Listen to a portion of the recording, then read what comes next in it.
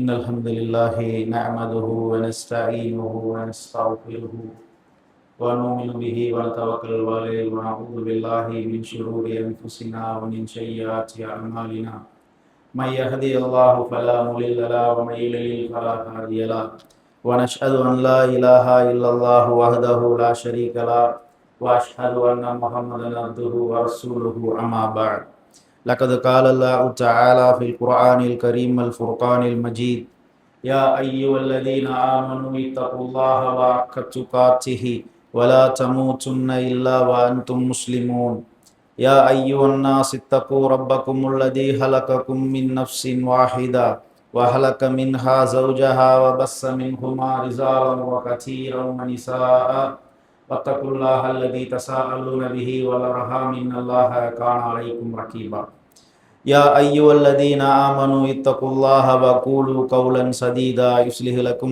أعمالكم يغفر لكم ذنوبكم ومن يطع الله ورسوله فقد فاز فوزا عظيما فإن أصدق الحديث كتاب الله وأحسن الهدي هدي محمد نبي رسول الله صلى الله عليه وسلم وشر الأمور محدثاتها وكل محدثة بدعة وكل بدعة ضلالة وكل ضلالة في النار اللهم صل على محمد وعلى آل محمد كما صليت على إبراهيم وعلى آل إبراهيم إنك حميد مجيد اللهم بارك على محمد وعلى آل محمد كما باركت على إبراهيم وعلى آل إبراهيم إنك حميد مجيد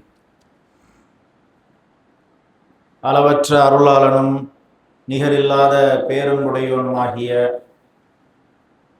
எல்லாம் வல்ல அல்லாஹ் ரப்புல் ஆலமீனை போற்றி புகழ்ந்து துதித்து அவனிடத்திலே பாவமன்னிப்பு செய்யவனாக அஊது பில்லாஹி மினஷ் ஷைத்தானிர் ரஜீம் பிஸ்மில்லாஹிர் ரஹ்மானிர் ரஹீம் குல் யஜ்மஉ பைனனா ரப்புனா அல்லாஹ் ரப்புல் ஆலமீன் நாமெல்லாம் இந்த உலகத்தில் வாழ்ந்து மரணித்ததன் பிறகு நம்மையெல்லாம் நிச்சயமாக மறுமை நாளில் எழுப்பி அல்லாஹ் நம் அனைவரையும் ஒன்று சேர்ப்பார். சும்ம யஃப்தஹு பைனனா பில் ஹக், அதன் பிறகு நாம் செய்த நன்மை தீமைகளுக்கு ஏற்ப அல்லாஹ் நமக்கு தீர்ப்பு வழங்குவான். வஹுவல் ஃபத்தாஹுல் அலீம், அவன்தான் மிகச்சிறந்த தீர்ப்பளிப்பவன். நம்முடைய வாழ்க்கையிலே நாம் செய்கின்ற முயற்சிகளுக்கு வெற்றியை அளிப்பவன் அல் ஃபத்தாஹ். நமக்கான மூடப்பட்ட அருள்களில் கதவுகளை திறப்பவன் அல் ஃபத்தாஹ். அறிந்து வைத்திருக்கிறோமா? அல்லாஹ்வுடைய தூதர் பெருமானார் முஹம்மது நபி ரசூலுல்லாஹி ஸல்லல்லாஹு அலைஹி வஸல்லம் அவர்கள் ஒவ்வொரு கடமையான தொழுகைக்கு பிறகும் நமக்கு கற்றுக் கொடுத்த ஒரு சிறிய பிரார்த்தனை, அல்லாஹும்ம லா மானிய லிமா அத்தைத் வலா மூத்திய லிமா மனஅத். அல்லாஹ் திறந்த கதவை யாராலும் மூட முடியாது, அல்லாஹ் மூடிய கதவை யாராலும் திறக்க முடியாது. அவன் அல் ஃபத்தாஹ். நமக்கான மூடப்பட்ட பல அருள்களின் கதவுகளை திறப்பவன், த ஓப்பனர். அவனை தவிர வேறு யாரும் இல்லை. நம்முடைய வாழ்நாளில் ஒரே ஒரு முறையாவது நாம் எதிர்பார்க்கக்கூடிய ஏதாவது ஒரு அருள் ரஹமத்தை அல்லாஹ்விடத்திலே கேட்கும் பொழுது அல் ஃபத்தாஹே, என்னுடைய அருளின் கதவு மூடப்பட்டிருக்கிறது, திறந்து விடு ரஹ்மானே, நீ அல் ஃபத்தாஹாக இருக்கிறாய், நீதான் என்னுடைய அருள்களின் கதவுகளை திறப்பவன் என்று அழைத்திருக்கிறோமா? அல்லாஹ்வுடைய தூதர் பெருமானார் ரசூல் ஸல்லல்லாஹு அலைஹி வஸல்லம் அவர்கள் இந்த உலகத்திலே ஒரு 23 ஆண்டு காலம் இந்த மார்க்கத்தை பிரச்சாரம் செய்தார்கள். இந்த 23 ஆண்டு காலத்தில் அல்லாஹ்வுடைய தூதருடைய வாழ்க்கையில் மிக முக்கியமான ஒரு குறிப்பிடத்தக்க ஒரு காலக்கோடு, த அக்ரிமெண்ட் ஆஃப் உதைபியா என்று சொல்வார்கள் பிரபலமாக. ஹுதைபியா என்ற இடத்தில் நடந்த ஒரு உடன்படிக்கை. பெருமானார் ரசூல் ஸல்லல்லாஹு அலைஹி வஸல்லம் அவர்கள் தான் பிறந்த ஊரான மக்காவிற்கு சென்று காபாவுடைய ஆலயத்தை தரிசித்து உம்ரா செய்ய வேண்டும் என்று நினைக்கிறார்கள். அதற்காக வேண்டி ஒரு 1400 சஹாபாக்களை அழைத்து கொண்டு மக்காவை நோக்கி மதீனாவில் இருந்து பிரயாணப்படுகிறார்கள். இப்படி பிரயாணம் செய்யக்கூடிய அந்த நேரத்தில் அவர்கள் மக்காவுடைய எல்லையில் தடுத்து நிறுத்தப்படுகிறார்கள். பீஸ் அக்ரிமெண்ட் என்று சொல்வார்கள். எதற்காக தடுத்து நிறுத்தப்பட்டார்கள்? நீங்கள் இந்த ஆண்டு உம்ரா செய்ய வேண்டாம், திரும்பி செல்லுங்கள், நாங்கள் அனுமதிக்க மாட்டோம். அப்ப இந்த ஹுதைபியா உடன்படிக்கையை பொறுத்த வரைக்கும் சஹாபாக்களுக்கெல்லாம் கடுமையான வருத்தத்தை தந்த ஒரு நேரம் அது. ஏனென்றால் 1400 சோல்ஜர்ஸ், ராணுவ வீரர்களை பெருமானார் அழைத்து சென்றிருக்கிறார்கள். 1400 சஹாபாக்களுமே சோல்ஜர்ஸ். மக்காவிலே உள்ளது ஒரு சின்ன படை. மிக எளிதாக வெற்றி கொண்டு மக்காவிற்குள்ளே நுழைய முடியும். ஆனால் பெருமானார் திரும்பி செல்ல வேண்டும் என்று முடிவெடுத்து விட்டார்கள். சஹாபாக்களுக்கெல்லாம் வருத்தம். உமர் ரலியல்லாஹு அவர்கள் சொன்னார்கள், அல்லாஹ்வுடைய தூதரே, நாமெல்லாம் சத்திய மார்க்கத்தில் தான் இருக்கிறோமா? கையை பிசைந்தார்கள். யுத்தம் செய்வதற்கு எங்களுடைய உடலில் வலிமை இல்லையா? ஆயுதம் இல்லையா? பலம் இல்லையா? ஏனென்றால் பத்ருடைய நேரத்தில் ஒட்டகம் இல்லை, குதிரை இல்லை, போர் கவசங்கள் இல்லை, உணவு இல்லை, பானம் இல்லை. ஆனால் எல்லாம் இருக்கக்கூடிய நேரத்தில் நாம் திரும்பி செல்வதா? சஹாபாக்கள் வருத்தப்பட்டார்கள். ஏனால் மக்காவை அவ்வளவு நேசித்தார்கள். கடந்த ரமலானுடைய மாதத்தில் நம்முடைய பகுதியில் வசிக்கக்கூடிய ஒரு மனிதர் உம்ரா சென்றார். உம்ரா சென்று விட்டு திரும்பி வந்தவுடன் எதேச்சையாக அவரை சந்திக்க நேர்ந்தது. உடனே கை குலுக்கி அந்த பேரித்தம்பலத்தையும் அந்த தண்ணீரையும் கொடுத்து விட்டு அவர் சொன்னார், நான் உம்ரா சென்று விட்டு இன்றுதான் வந்திருக்கிறேன், நான் இப்பொழுதே மீண்டும் இன்னொரு உம்ரா செய்ய வேண்டும், எப்படியாவது மிக விரைவாக இன்னொரு உம்ரா செய்ய வேண்டும் என்று அவர் என்னுடைய கையை குலுக்கி சொன்னார். அந்த அல்லாஹ்வுடைய ஆலயம் என்பது அவ்வளவு ஈர்க்கக்கூடிய ஆலயம், அதை விட்டு பிரிய மனம் வராது. அப்படிப்பட்ட ஒரு நேசம் கஅபாவின் மீது முஸ்லிம்களுக்கு உண்டு. அப்ப அந்த ஊரிலேயே பிறந்து வளர்ந்த பெருமானாருக்கும் நபி தோழர்களுக்கும் எவ்வளவு நேசம் இருக்கும். யா அல்லாஹ், அல் ஃபத்தாஹே, உன்னுடைய ஆலயத்தை தரிசிக்கக்கூடிய அந்த அருளுடைய வாயிலை மூடிவிட்டாயே என்ற வருத்தத்தோடு செல்கிறார்கள். பல பின்னடைவு. பிஸ்மில்லாஹிர் ரஹ்மான், ரஹ்மான் என்ற பெயரை ஒப்பந்தத்தில் எழுதக்கூடாது என்று சொன்னார்கள். ரஹ்மான் என்றால் எங்களுக்கு யார் என்று தெரியாது, பிஸ்மிக் அல்லாஹ் என்று போடுங்கள். ரசூலுல்லாஹ் என்ற வாசகம் ஒப்பந்தத்தில் இடம்பெறக்கூடாது என்று சொன்னார்கள். அல்லாஹ்வுடைய தூதர் அந்த ஒப்பந்தத்தை எழுதிய அலி பின் அபி தாலிப் ரலியல்லாஹு அன்ஹு அவர்களை அழிக்க சொன்னார்கள். அலி அவர்கள், எங்களுடைய உயிருக்கு மேலாக நேசிக்கக்கூடிய உங்களுடைய பெயரை ஒரு நாளும் நாங்கள் அழிக்க மாட்டோம். பெருமானார் ஒரு இல்லிட்ரேட், எழுதவும் தெரியாது, படிக்கவும் தெரியாது. ஆனால் அந்த ஊரிலேயே, இந்த உலகத்திலேயே வெல் எஜுகேட்டட் பெருமானார் தான். அல்லாஹ்வுடைய தூதரை விட ஒரு மிகச்சிறந்த கல்வியாளர் யாராவது இருக்க முடியுமா? அப்ப வேறு ஒரு நபரிடத்திலே கேட்டு அந்த இடத்தை தேர்ந்தெடுத்து பெருமானாரே தன்னுடைய கையால் அளித்தார்கள். அவ்வளவு பல பின்னடைவுகளை சந்தித்த ஒரு நேரம் அது. அப்ப சஹாபாக்களுக்கு தெரியல, அல்லாஹ் சிறந்திருக்கக்கூடிய அந்த அருளின் கதவு எவ்வளவு பெருமதியானது என்று சஹாபாக்களுக்கு தெரியல. ஏனென்றால் அந்த காலகட்டம் எப்படிப்பட்ட காலகட்டம் என்றால், யுத்தங்களும் போர்களும் தொடர்ந்து நடைபெற்று வந்த ஒரு காலகட்டம். கிட்டத்தட்ட ஒரு 20 ஆண்டுகள் நிம்மதி இல்லாத வாழ்க்கை. மக்காவிலே ஒரு 13 ஆண்டுகள், மதீனாவிலே கிட்டத்தட்ட ஒரு 7-8 ஆண்டுகள். எப்பொழுது போர் செய்ய வருவார்கள், எதிரிகள் எப்போது தாக்குதல் நடத்துவார்கள், என்ற அச்சப்பாட்டில் வாழ்ந்த ஒரு காலகட்டம். ஆனால் அல்லாஹ் மிகப்பெரிய அவர்களுடைய கதவை முஸ்லிம்களுக்கு திறந்து விட்டான் என்பது அவர்களுக்கு தெரியல. அதை எப்போது அந்த சம்பவம் நடந்த பிறகு அல்லாஹ் திருமறை குர்ஆன்ல ஒரு வசனத்தை இறக்கினான். இன்னா ஃபதஅனா ஃபதஅன் முபீனா, நபியே உனக்கு மகத்தான பெரு வெற்றியை தந்து விட்டோம். சஹாபாக்களுக்கு புரியல, என்னது இது பெரிய வெற்றியா? இப்ப நம்முடைய வாழ்க்கையில அல்லாஹ் நமக்கான பல அருள்களின் கதவுகளை திறந்து வைத்திருப்பான், நமக்கு தெரியாது. நாம் அல்லாஹ்விடத்துல கேட்போம், யா அல்லாஹ் பொருளாதாரம் வேண்டும், நல்ல வேலை வேண்டும், வேலையில் நல்ல வருமானம் வேண்டும், வியாபாரம் வேண்டும், நோய் சரியாக வேண்டும், நல்ல மனைவி வேண்டும், திருமணம் நடைபெற வேண்டும், பிள்ளை பேறு வேண்டும், ஆண் வாரிசு வேண்டும், பெண் வாரிசு வேண்டும். இப்படியெல்லாம் நம்முடைய தேவைகளை கேட்டுக்கொண்டே இருப்போம். உன்னுடைய ரஹமத்தை கொடு. ஆனால் நாம் கேட்கக்கூடிய நேரத்திலேயே அல்லாஹ் மிகப்பெரிய ரஹமத்துடைய வாயிலை நமக்கு திறந்து வைத்திருப்பான், நமக்கு தெரியாது.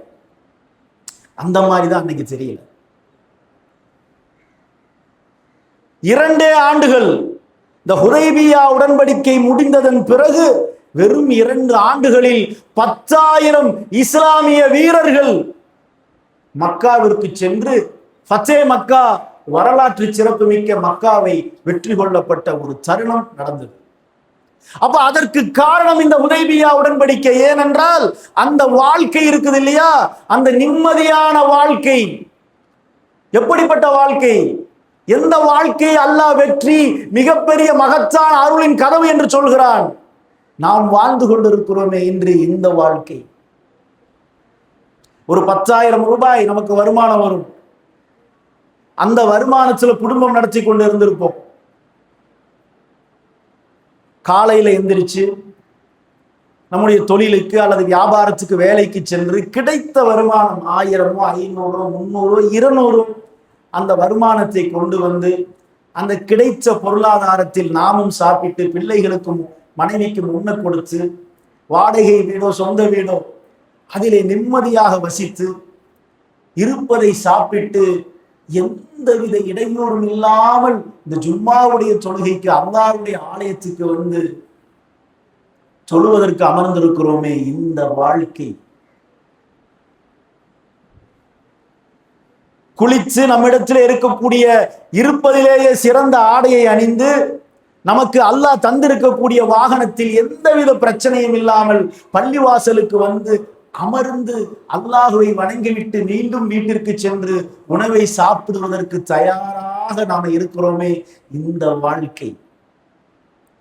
அப்ப இந்த வாழ்க்கைக்காக இன்னைக்கு இந்த உலகத்தில் கிட்டத்தட்ட 20 கோடி முஸ்லிம்கள் யுத்தம் செய்து கொண்டிருக்கிறார்கள் தெரியுமா? பலஸ்தீன், காசா, மேற்கு கரை, Lebanon, Iran, Iraq, Syria, Sudan, south Sudan, Haiti, Somalia, Myanmar, Rohingya, இன்னும் சொல்லிக்கொண்டே போகலாம். இத்துணை நாடுகளில் 20 கோடி முஸ்லிம்கள் நான் சொன்ன இந்த வாழ்க்கைக்காக போராடுகிறார். அடே, எங்களை நிம்மதியா வாழ விடுங்கடா, அல்லாஹ்வை நிம்மதியாக வணங்க விடுங்கள் என்று சொல்லி போராடுகிறார்கள். எங்களுடைய பிள்ளைகள் எல்லாம் மருத்துவராக, வழக்கறிஞர்களாக, இன்ஜினியர்களாக, எம்எல்ஏ எம்பிக்களாக ஆக வேண்டும் என்பதற்காக அவர்கள் போராடவில்லை. நான் சொன்ன இந்த வாழ்க்கை, கிடைத்த வருமானத்தில் நிம்மதியாக சாப்பிட்டு விட்டு நிம்மதியாக அல்லாஹ்வுடைய ஆலயத்துக்கு வந்து வணங்கக்கூடிய வாழ்க்கை. ஆனால் நாம் கேட்காமலேயே அந்த மகத்தான அருளுடைய வாயிலை அல் ஃபத்தாஹ் நமக்காக திறந்து வைத்திருக்கிறார். உணர்ந்திருக்கிறோமா? அவனை அழைத்தோமா? யா அல் ஃபத்தாஹே, எனக்கு மூடப்பட்ட அருளுடைய கதவை திறப்பவனை அழைத்தோமா? இப்படிப்பட்ட ஒரு அருளை அல்லாஹ் நமக்கு தந்திருக்கிறான் என்பதையாவது குறைந்தபட்சம் உணர்ந்திருக்கிறோமா? அப்ப இந்த அருளுடைய கதவை மதீனாவில் ஹுதைபியா உடன்படிக்கையின் வாயிலாக அல்லாஹ் சஹாபாக்களுக்கு திறந்தார். 2 ஆண்டுகள் நிம்மதியாக வாழ்ந்தார்கள், போர் சூழல் இல்லாமல் வாழ்ந்தார்கள். இஸ்லாம் வேகமாக அரேபிய சாம்ராஜ்யத்தில் எல்லா மூலைகளிலும் பரவியது. 2 ஆண்டுகளில் அல்லாஹ் ஃபத்ஹே மக்கா இன்னா ஃபதஹ்னா லஃபத்ஹல் முபீனா, நபியே மகத்தான வெற்றி. எப்போது அல்லாஹ் சொன்னான்? ஹுதைபியா உடன்படிக்கையின் போது சொன்னான். அப்ப சில நேரம் அல்லாஹ் ஒரு அருளுடைய கதவை நமக்கு மூடிவிட்டால் எவ்வளவு முயற்சி செய்தாலும் திறக்காது. மா யஃப்தஹுல்லாஹு லின்னாஸி மிர் ரஹீம் ஃபலா மும்சிக லஹா வலா யும்சிக் ஃபலா முர்சிக லஹு. அல்லாஹ் ஏதேனும் மனிதர்களுக்கு ஒரு அருளை திறந்து விட்டால் அதை தடுப்பவன் யாரும் இல்லை.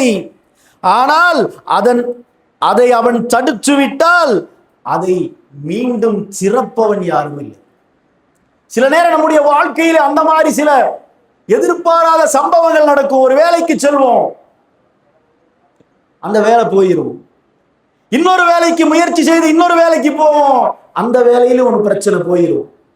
ஒரு தொழிலை ஆரம்பிப்போம், அந்த தொழில் நட்டமாயிரும். மீண்டும் எப்படியாவது முயற்சி செய்து ஒரு இன்வெஸ்ட்மெண்ட்டை தயார் செய்து மீண்டும் இன்னொரு தொழில் ஆரம்பிப்போம், அந்த தொழிலும் நட்டமாயிரும். எவ்வளவோ முயற்சி. ஏனென்றால் அல்லாஹ் அந்த அருளுடைய கதவை இழுத்து மூடிவிட்டான். ஒரு கான்கிரீட் சுவரை போல பிரிக் வால், எவ்வளவு சுவற்றில் போய் தலையை முட்டி முட்டி நீங்கள் மோதினாலும் அந்த கதவு திறக்காது. அல்லாஹ் மூடிவிட்டான். அல்லாஹ் உடைத்தால்தான் அந்த கதவு திறக்கும். அந்த கதவிற்கான சாவி அல்லாஹ்வின் கைகளிலே உள்ளது. அல்லாஹ் சில நேரம் உடைப்பான் அந்த கதவு. நம்முடைய வேலையாக இருக்கலாம், நம்முடைய தொழிலாக இருக்கலாம், நம்முடைய திருமணமாக இருக்கலாம், நம்முடைய பிள்ளை பேராக இருக்கலாம், நம்முடைய குடும்ப பிரச்சனையாக இருக்கலாம், நமக்கு ஏற்பட்ட நோயாக இருக்கலாம். சில நேரம் அல்லாஹ் கதவை மூடிவிட்டால் எந்த மருத்துவராலும் நோயை குணப்படுத்த முடியாது. எவ்வளவு பெரிய ஜமாத்தார்களாலும் குடும்ப பிரச்சனை தீர்க்க முடியாது. எவ்வளவு பெரிய செல்வந்தர்கள் முயன்றாலும் நம்முடைய கடன் பிரச்சனை தீராது. நமக்கான வேலை கிடைக்காது, நமக்கான தொழிலில் முன்னேற்றம் கிடைக்காது. ஏனென்றால் அல்லாஹ் மூடிவிட்டானே, உன்னுடைய அருளுடைய கதவை அவன் மூடிவிட்டானே. அல் ஃபத்தாஹ், உலகமெல்லாம் ஒன்று சேர்ந்து உனக்கு உதவி செய்ய நினைத்தாலும் அந்த கதவை திறப்பவன் தான் ஓப்பனர். அவன் திறக்காமல் எப்படி திறக்க முடியும்? நெற்றியை அல்லாஹ்விடத்திலே வைத்தாயா, பணிந்தாயா, அழுதாயா, கண்ணீர் விட்டாயா, கையேந்தினாயா? இதை செய்யாமல் உனக்கான அருளுடைய கதவு எப்படி திறக்கும்?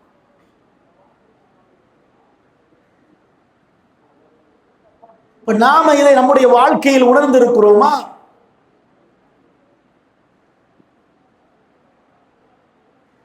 அப்ப அல்லாஹ் நமக்கான பல அருளுடைய கதவுகளை திறந்து வைத்திருப்பான். நமக்கு தெரியாது. ஒரு 10,000 ரூபாய் வருமானத்துல கடுமையான சிரமத்தில் குடும்பம் நடத்தி கொண்டிருப்போம். தினந்தோறும் திருமறை குர்ஆனை ஒரு குறைந்தபட்சம் ஒரு அத்தியாயமாவது அல்லது ஒரு 10 வசனமாவது ஓதிக்கொண்டிருப்போம். ஜும்மாவுடைய தொழுகைக்கு நேரம் காலத்தோடு வந்து அமர்ந்து தொழக்கூடிய ஒரு காலத்தில் நாம் வாழ்ந்திருப்போம். தினந்தோறும் ஃபஜ்ருடைய தொழுகையை தவறாமல் தொழக்கூடியவராக ஒரு காலத்தில் நாம் இருந்திருப்போம். நம்மால் முடிந்தவரை பள்ளிவாசல் பணிகளில் ஒத்துழைப்பு கொடுத்திருப்போம், பள்ளிவாசலோடு தொடர்பு வைத்திருப்போம். ஒவ்வொரு நாளும் இயன்ற அளவு நன்மைகளை, தான தர்மங்களை செய்திருப்போம்.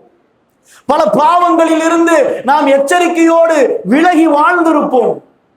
அந்த 10,000 ரூபாய் வருமானிச்சு ஹல் ஹசிப ஹபீபுல்லா என்று சொல்வார்கள் அரபியில்.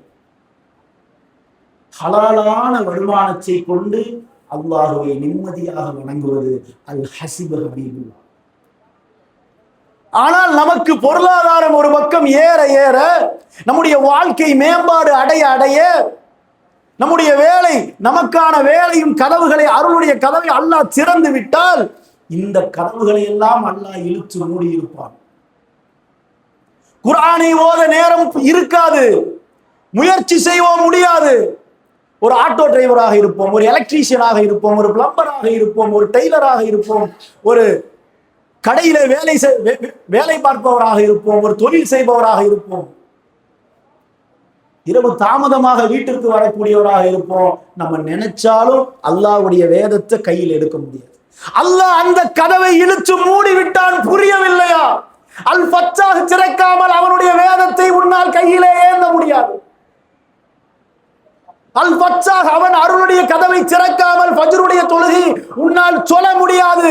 நீ எத்துணை அலார கடிகாரங்களை வைத்து அலாரத்தை வைத்தாலும் உன்னால் சொல்லவே முடியாது. நாளைக்கு தொழுகலாம், அடுத்த வாரம் தொழுதரலாம், அடுத்த மாதம் தொழுதரலாம், முடியாது. அவன் மூடிவிட்ட கதவை யார் திறப்பது? உன்னுடைய குடும்ப பிரச்சனை தீராது. எவ்வளவு மருத்துவம் பார்த்தாலும், allopathy, homeopathy, Siddha, ayurvedic, acupuncture, எந்த மருத்துவத்தை பார்த்தாலும் எத்துணை கோடிகளை கொட்டினாலும் உன்னுடைய நோய் தீராது. அல் ஃபத்தாஹ் அவன் கதவை திறக்க வேண்டும்.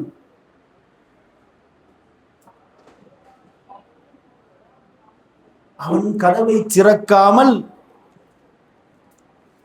யார் கதவை திறந்தாலும் உங்களால் அதை பெற முடியாது. அப்ப சில நேரத்தில் இந்த மாதிரியான தடைபாடுகள், முட்டுக்கட்டைகள் நம்முடைய வாழ்க்கையில் எவ்வளவோ முயற்சி செய்வோம், குட்டிக்கரணம் அடிப்போம், தலையை கொண்டு போய் சுவற்றில் மோதுவோம், எப்படியாவது இந்த பிரச்சனை தீராதா? பல வேலைகளுக்கு முயற்சி செய்வோம். இன்னைக்கு இந்த மார்க்கத்தை கடைபிடிப்பதால் பல இடங்களில் வேலை கிடைக்காது. மருத்துவத்துறை ஒரு முஸ்லிம் தாடி வைப்பதால் எவ்வளவு சிரமத்தோடு இந்த குடும்ப வாழ்க்கையை நடத்த வேண்டும் தெரியுமா? மருத்துவத்துறை, காவல்துறை, நீதித்துறை, பத்திரிகை துறை, ஜவுளி கடைகள், நகை கடைகள், இவ்வளவு செக்டர்லயும் தாடி வச்சு நீ மார்க்கத்தை கடைபிடிச்சா உனக்கு வேலை கிடைக்காது. முஸ்லீம்னு பேர் வச்சாலே சில இடங்கள்ல வேலை கிடைக்காது, அது வேற விஷயம். சில தொழில்களை செய்ய முடியாது, அது வேறு விஷயம். இப்ப எத்தனையோ பல தொழில்கள் அந்த மொஹல்லாக்குள்ள செய்வமே, அந்த மாதிரி ஏதாவது ஒரு தொழில் முஸ்லிம்கள் மத்தியில் மட்டும் செய்யக்கூடிய தொழிலாக இருந்தால் நாம இந்த மார்க்கத்தை கடைபிடிக்கலாம். ஆனால் அதையும் பலர் பின்பற்றுவதில்லை. பெண்களுக்கு அதே போல ஹிஜாப் அணிவது, நீங்க ஹிஜாப் அணிதா பத்திரிகை துறை, அரசு அலுவலகங்கள், பல அலுவலகங்கள், பல தனியார் துறையில் உங்களுக்கு வேலை கிடைக்காது.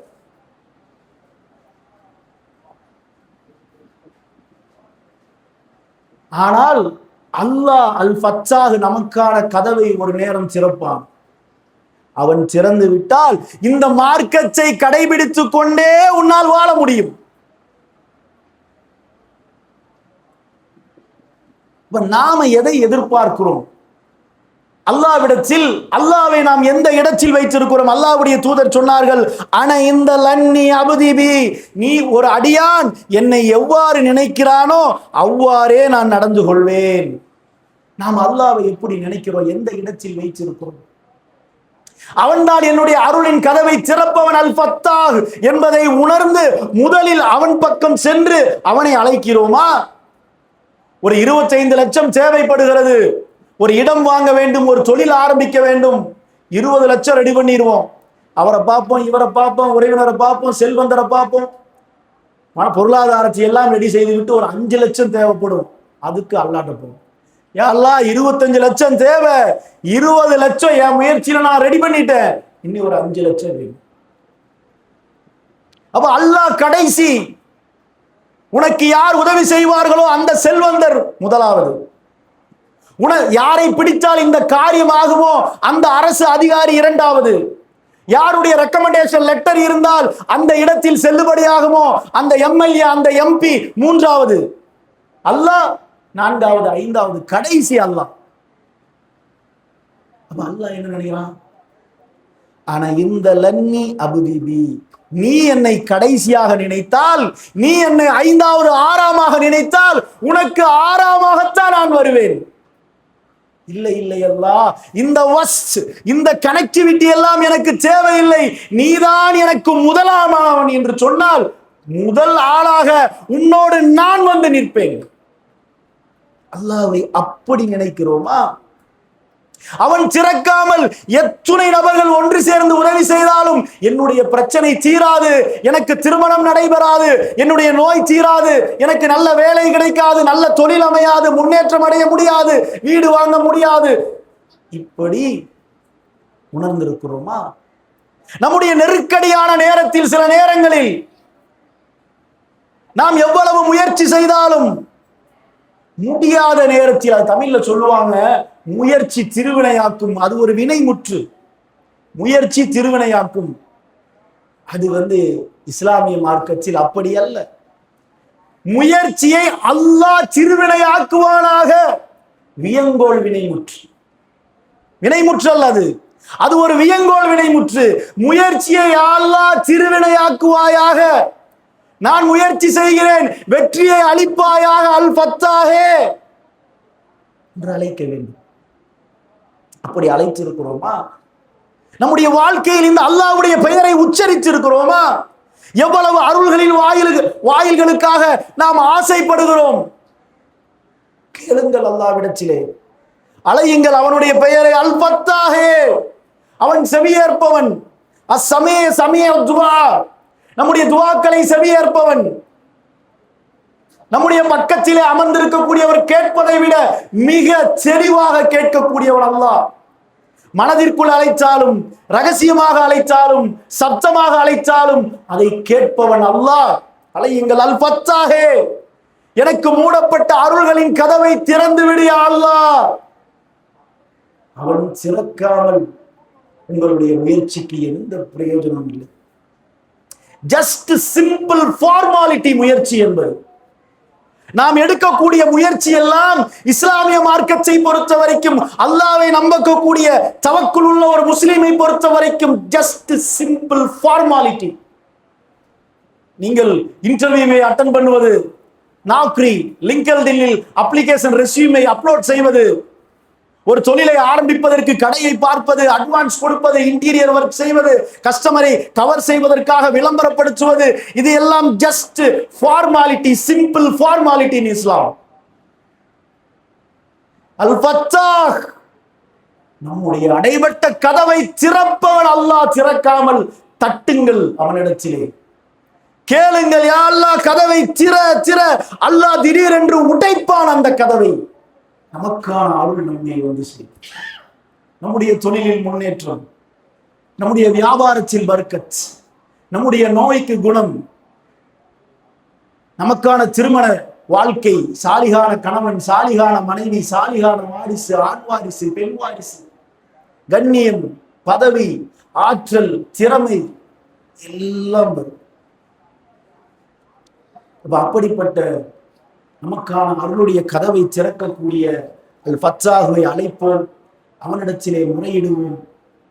நம்முடைய எல்லா அருள்களின் கதவுகளையும் அவன் திறப்பானாக என்று கூறி என்னுடைய முதல் உரையை நிறைவு செய்யும்.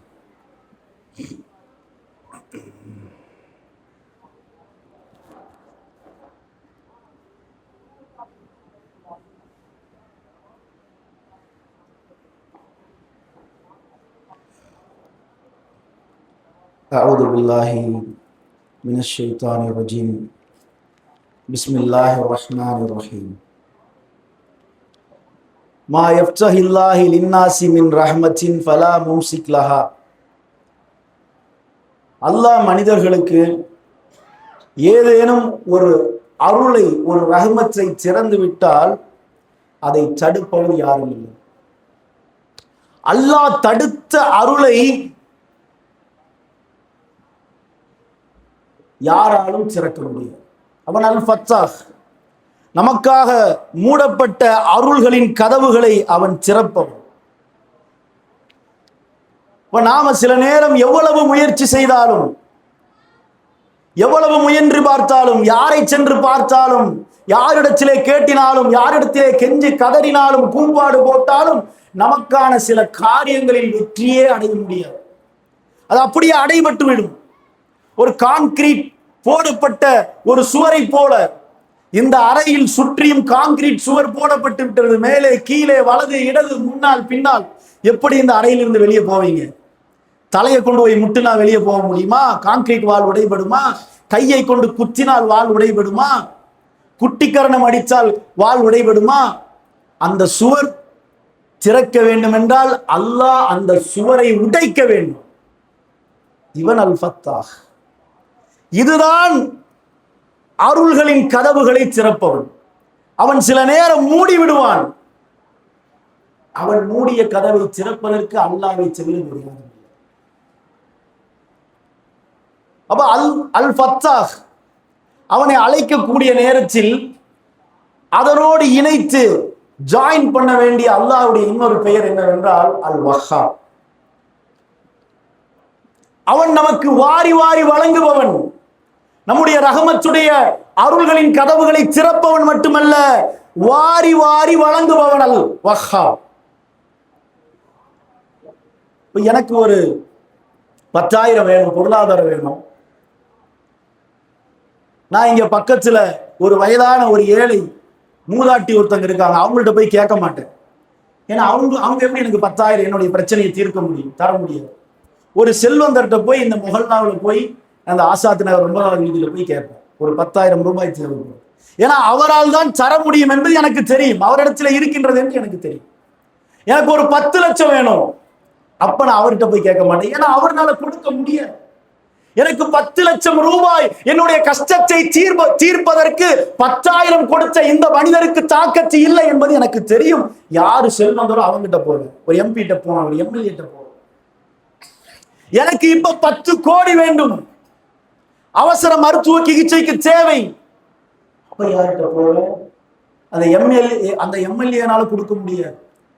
அப்ப எனக்கு ஒரு மல்டி மில்லியனரால அவரால் தான் எனக்கு அந்த 10 கோடியை கொடுக்க முடியும். அப்ப எனக்கு யார் எதை தர முடியும் என்பதை நான் அறிந்து வைத்தால்தான் என்னுடைய தேவையை அவரிடத்திலே சென்று கேட்க முடியும்.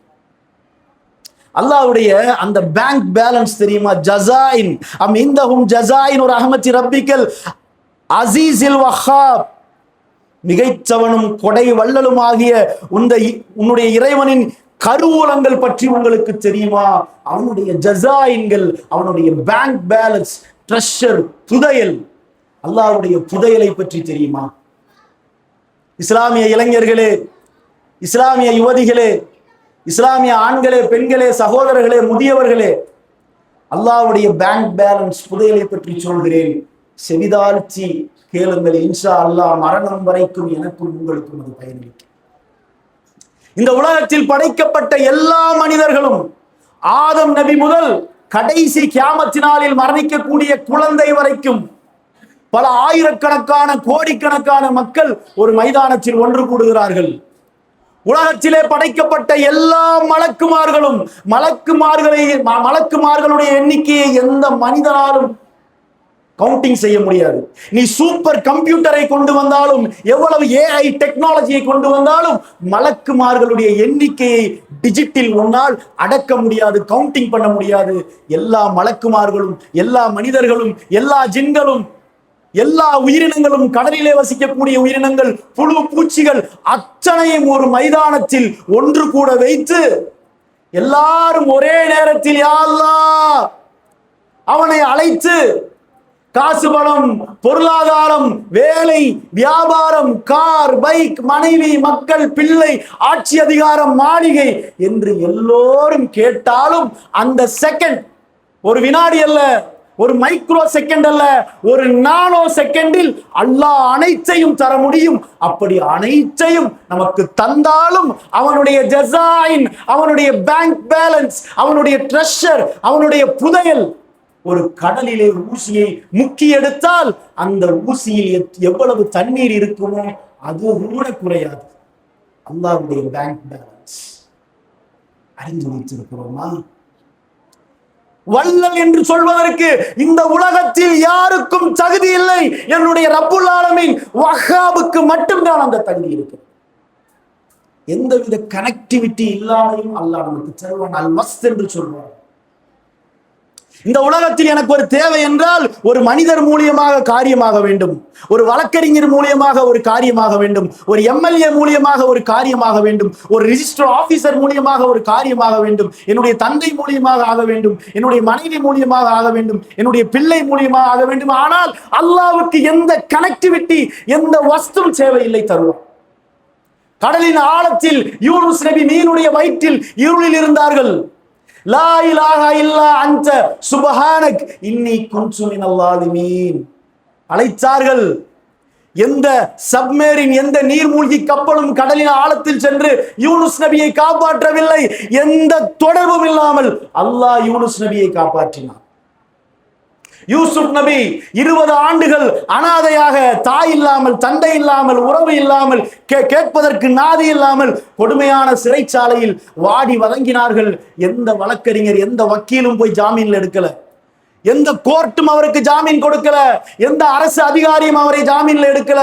அல்லாஹ் எந்த கனெக்டிவிட்டியும் இல்லாமல் அவரை சிறையில் இருந்து வெளியே கொண்டு வந்தான் கண்ணியமாக.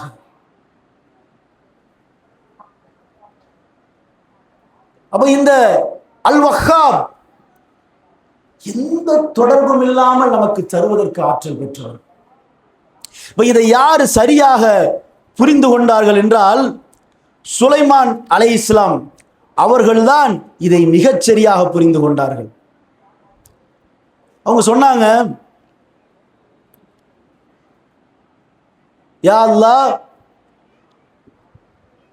உலகத்தில் யாருக்கும் வழங்காத ஆட்சியை கொடு. இப்ப நம்ம கேட்போம், ஒரு பைக்கு கேட்போம் அல்லாஹ்விடத்துல, ஒரு கார் கேட்போம், ஒரு ஆப்பிள் ஐபோன் கேட்போம், ஒரு 10 சென்ட் நிலம் கேட்போம், பெரிய மாளிகையை கேட்போம். யாராவது அல்லாஹ்விடத்துல ஒரு சார்ட்டர்டு ஃபிளைட் கேட்டிருக்கோமா? ஒரு ஹெலிகாப்டர் கேட்டிருக்கோமா? இங்க இருக்கக்கூடிய ஆண்கள் பெண்கள் அல்லாஹ்வுக்கு தர முடியாதா? கொடுத்தா வேண்டான்னு சொல்லுவீங்களா? இந்த பூமி முழுவதையும் கொடுத்தாலும் வேண்டாம் என்று சொல்வதற்கு இங்கே யார் தயார்? இந்தியாவே உனக்கு தான்ப்பா சொந்தம், வேண்டாம்னு சொல்ல யாராவது தயாரா? அப்போ குறைஞ்சபட்சம் ஒரு ஹெலிகாப்டரை கேட்கறதுக்கு கூட நம்ம அல்லாஹ்விடத்துல தயாரா இல்லை. அல்லாஹ் நம்ம என்ன நினைக்கிறோம்? அல்லாஹ்வுக்கு அதெல்லாம் இயலாது, அல்லாஹ்வுக்கு அதெல்லாம் முடியாது. ஒரு ராயல் என்ஃபீல்டு கேட்கிறோமா, அல்லாஹ் தந்துருவான். ஒரு ஆப்பிள் ஐபோன் கேட்டோமா, லேட்டஸ்ட் மாடல், அல்லாஹ் தந்துருவான்.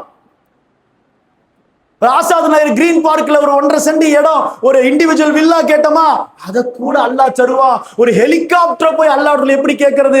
சுலைமான் நபி கேட்டார்கள், யா அல்லாஹ், இந்த உலகத்தில் யாருக்கும் வழங்காத ஆட்சியை கொடு. கொடுத்தான் அல்லாஹ். பறவைகளை கொண்ட ராணுவ படை, அவங்களுடைய மிலிட்டரி போர்ஸ் எப்படி தெரியுமா? பறவைகள், ஜின்கள், சைத்தான்கள், காற்று, இதுவெல்லாம் சுலைமான் அலைஹிஸ்ஸலாம் அவருடைய மிலிட்டரி போர்ஸில் இருந்தது. உலகத்தில் யாருக்கும் வழங்காத மாளிகை, வைரம், தங்கம், வைடூரியம், விதவிதமான உணவு. சுலைமான் நபிக்கு தெரியும் அல்லாஹ் எதை கேட்டாலும் தரும். அப்ப எந்த கனெக்டிவிட்டியும் இல்லாமல் நமக்கு தரக்கூடியவன் அல் வஹ்ஹாப். இறுதியாக ஒரு செய்தியை சொல்லி என்னுடைய இந்த உரையை நிறைவு செய்து கொள்கிறேன்.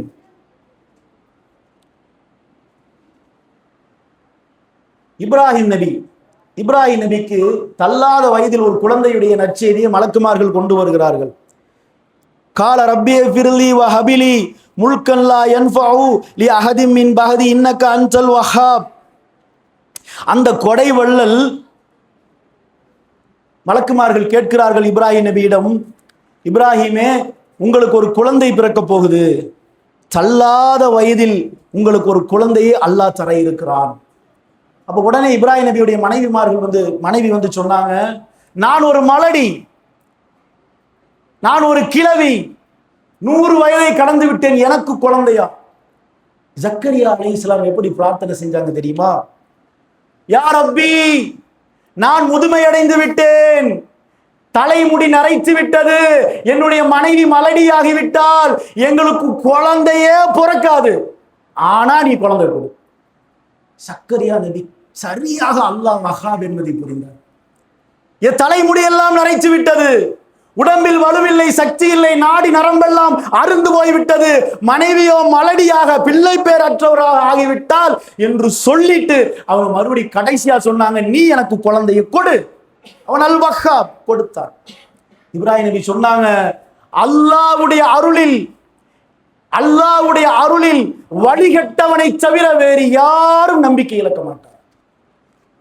அவன் அல் வஹ்ஹாப், அவன் அல் ஃபத்தாஹ், நமக்கான மூடப்பட்ட அருள்களின் கதவுகளை திறப்பவன் அல் ஃபத்தாஹ். நமக்கு அருள்களை கதவுகளை திறந்து வாரி வாரி வழங்குபவன் அல் வஹ்ஹாப். தமிழ்ல சொல்லுவாங்க, பேராசை பெரு நஷ்டம். அல்லாஹ்வுடைய டிக்ஷனரியில பெரு நஷ்டம் என்ற வார்த்தையே கிடையாது. பேராசை பெரும் லாபம். நீங்க அல் வஹ்ஹாபே என்று நீங்கள் அழைத்தால் உங்களுடைய பேராசை பெரும் லாபம். அல்லாஹ் ஒரு ஹெலிகாப்டர் கொடுன்னு கேட்டு அல்லாஹ் தந்துட்டா வேண்டான்னு யாராவது சொல்லுவீங்களா? அல்லாஹ் ஒரு பெரிய மாளிகையை, இந்த கோவை மாவட்டத்திலேயே பெரிய மாளிகையை கூட அல்லாஹ் தந்துட்டா வேண்டான்னு சொல்லுவீங்களா? இல்ல நான் இதெல்லாம் கேட்கல அப்படின்னு யாராவது சொல்லுவீங்களா? அவனல் வஹ்ஹாப், அவனல் ஃபத்தாஹ், நமக்கு மூடப்பட்ட எல்லா அருள்களின் கதவுகளையும் திறப்பவன் ஃபத்தாஹ். அவனை அலையுங்கள், உரிமையோடு அல்லாஹ்வை அலையுங்கள். அல் ஃபத்தாஹே, கதவை திறயா அல்லாஹ், என்னால் முடியவில்லை, திருமணம் தடைபடுகிறது, எவ்வளவோ முயற்சி செய்து பார்க்கிறேன், திருமணமாக மாட்டேன் என்கிறது. எவ்வளவோ முயற்சி செய்து பார்க்கிறேன், கடலில் இருந்து மீள முடியவில்லை. எவ்வளவோ முயன்று பார்த்து விட்டேன், நல்ல தொழில் அமையவில்லை. எவ்வளவோ முயன்று பார்த்து விட்டேன், நல்ல வேலை அமையவில்லை. எவ்வளவோ மருத்துவம் செய்து பார்த்து விட்டேன், நோய் குணமாக மாட்டேன் என்கிறது. எவ்வளவோ வைத்தியம் செய்தேன், பிள்ளை பேர் அற்றவனாக இருக்கிறேன். அல் ஃபத்தாஹே, மூடப்பட்ட அருளுடைய கதவை திறப்பவனே, திற திற திற என்று நெற்றியை பணிந்து கண்ணீர் வடியுங்கள். அல்லாஹ் திறப்பான். மூடப்பட்ட கதவை அல்லாஹ் திறப்பான். திறப்பது மட்டுமில்லை, அல்லாஹ் உடைப்பான். அந்த கதவை வாரி வழங்குவதற்கு தயாராக இருக்கிறான். அல் வஹ்ஹாப், அல் ஃபத்தாஹ் என்ற பெயரை அழைத்து நம்முடைய தேவைகளை எல்லாம் அல்லாஹ்விடத்திலே கேட்டு பெற்று இந்த உலகத்திலும் மறுமையிலும் நன்மக்களாக அல்லாஹ் உங்களையும் என்னையும் வாழ வைப்பானாக என்று கூறி என்னுடைய உரையை நிறைவு செய்தேன்.